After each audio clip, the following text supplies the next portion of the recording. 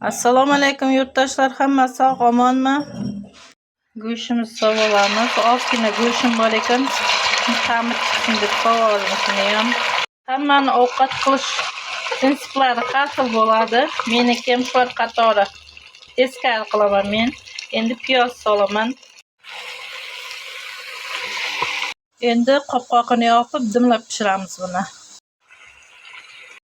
Qassobdan go'sht olsangiz, yarim kilo olsangiz ham, 1 kilo olsangiz ham suyak beradi. Ta'mi chiqsin deb buni ham tashlab yubordim. Karamni taqlab pishiramiz endi. Maydalab to'g'rab oldim karamni. Karamni qozonga to'ldirib biqtirib oldik. Endi dimlaymiz buni ham. Qopqog'ini yopamiz. Atim biroz chiqmadi qozonga. Karamni ko'p ekan. Kattaroq qozonga og'darib oldim.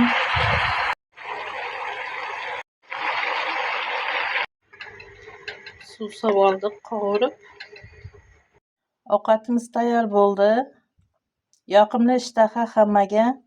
Obuna bo'lish esdan chiqmasin. Rahmat hammalaringizga.